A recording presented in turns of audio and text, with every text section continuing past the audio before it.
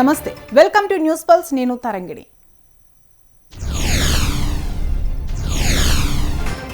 వైకుంఠ ఏకాదశి సందర్భంగా తెలుగు రాష్ట్రాల్లోని ప్రముఖ ఆలయాలకు భక్తులు భారీగా తరలివచ్చారు.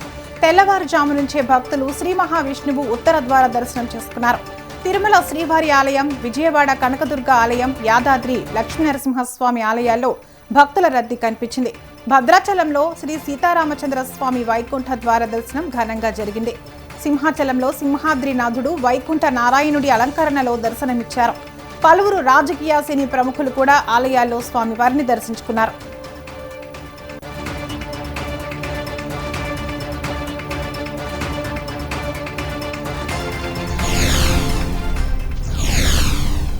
సంక్రాంతి పండుగ సందర్భంగా స్వగ్రామాలకు వెళ్లే ప్రయాణికులకు తెలంగాణ ప్రభుత్వం గుడ్ న్యూస్ చెప్పనుంది. పండుగ రోజుల్లో జాతీయ రహదారులపై టోల్ ఛార్జీలను పూర్తిగా మినహాయించాలనే ప్రతిపాదనపై ప్రభుత్వం కసరత్తు చేస్తోంది. హైదరాబాద్ విజయవాడ జాతీయ రహదారిపై ఉన్న పంతంగి, కొర్లపాడు టోల్ ప్లాజాల వద్ద ట్రాఫిక్ రద్దీ తగ్గించాలని చూస్తున్నారు. ఈ నిర్ణయంతో ఆదిలాబాద్, కరీంనగర్, వరంగల్, మహబూబ్ నగర్, విజయవాడ మార్గాల్లో ప్రయాణించే వేలాది మందికి ఉపశమనం కలగనుంది.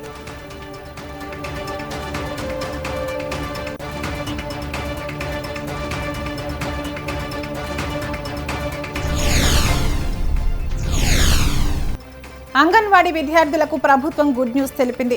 2026 జనవరి మొదటి వారం నుంచి అంగన్వాడీలో బ్రేక్ఫాస్ట్ పథకం అమలు చేయనున్నారు. ముందుగా దీనిని పైలట్ ప్రాజెక్ట్ కింద హైదరాబాద్లో మంత్రి సీతక్క ప్రారంభించనున్నారు. విజయవంతమైతే అన్ని జిల్లాలకు విస్తరించనున్నారు. ఒకరోజు కిచిడి, మరో రోజు ఉప్మా విద్యార్థులకు ఇవ్వనున్నారు.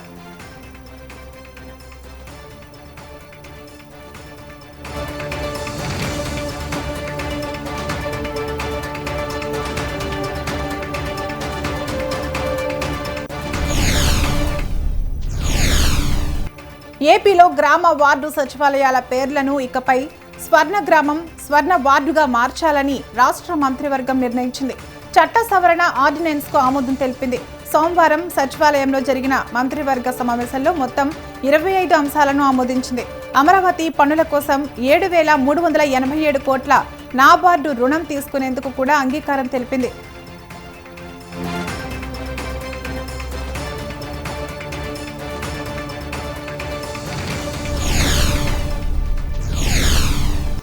ఏపీలో కొత్తగా పోలవరం, మార్కాపురం జిల్లాల ఏర్పాటుకు మంత్రివర్గం ఆమోదం తెలిపింది.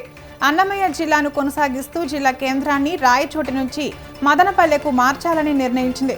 రాజంపేట నియోజకవర్గాన్ని వైఎస్ఆర్ కడప జిల్లాలోకి, రైల్వే కోడూరును తిరుపతి జిల్లాలో కలిపారు.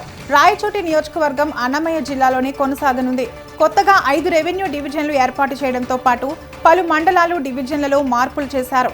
ఈ నెల 31న తుది నోటిఫికేషన్ జారీ చేసి జనవరి 1 నుంచి పాలన ప్రారంభం కానుంది.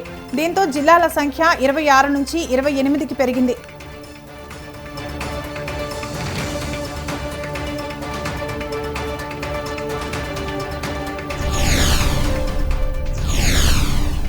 ఢిల్లీ ఇందిరాగాంధీ అంతర్జాతీయ విమానాశ్రయంలో మంగళవారం ఉదయం దట్టమైన పొగమంచు కారణంగా విమాన రాకపోకలకు అంతరాయం ఏర్పడింది. దీంతో 118 విమానాలు రద్దు కాగా మరో 16 విమానాలను ఇతర విమానాశ్రయాలకు మళ్లించారు. రద్దయిన వాటిలో 60 రాక విమానాలు, 58 బయలుదేరే విమానాలు ఉన్నాయి. దీంతో విమానాశ్రయంలో ప్రయాణికుల రద్దీ నెలకొంది.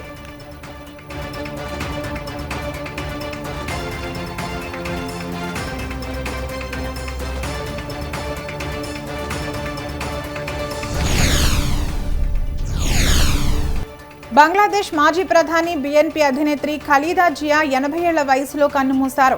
గుండె, ఊపిరితిత్తుల ఇన్ఫెక్షన్తో నవంబర్ 23న ఆసుపత్రిలో చేరిన ఆమె ఆరోగ్యం క్రమంగా క్షీణించింది. ఖలీదా మృతిపై భారత ప్రధాని నరేంద్ర మోదీ విచారం వ్యక్తం చేశారు. ఆమె కుటుంబానికి, బంగ్లాదేశ్ ప్రజలకు సానుభూతి తెలియజేశారు.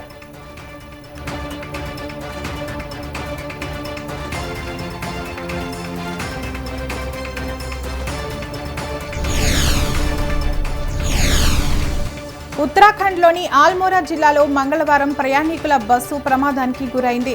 సిలాపాని వద్ద బస్సు అదుపు తప్పి ప్రమాదం జరిగినట్లు సమాచారం. ఈ ఘటనలో 7గురు మృతి చెందినట్లు తెలుస్తోంది.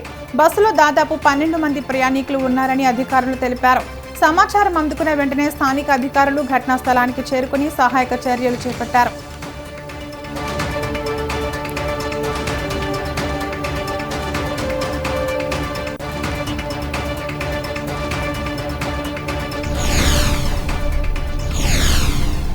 2026 కొత్త ఏడాదిలో భారత్ న్యూజిలాండ్ వన్డే సిరీస్ మొదలు కానుంది.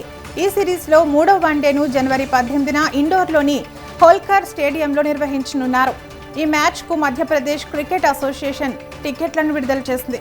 టికెట్ల విక్రయం పూర్తిగా ఆన్లైన్లోనే జరుగుతుందని, ఆఫ్లైన్ కౌంటర్లు ఉండవని తెలిపింది. విద్యార్థులకు ప్రత్యేక రాయితీగా టికెట్ ధరపై ₹50 తగ్గింపు ఇవ్వనున్నట్లు ప్రకటించారు.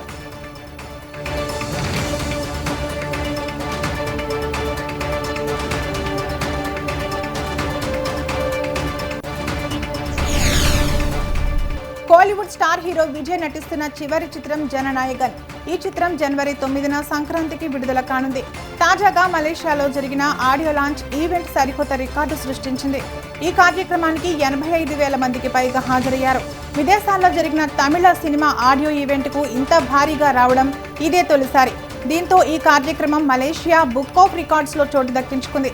ఈ వేదికపై విజయ్ సినిమాలకు వీడ్కోలు ప్రకటించి అభిమానులను భావోద్వేగానికి గురి చేశారు.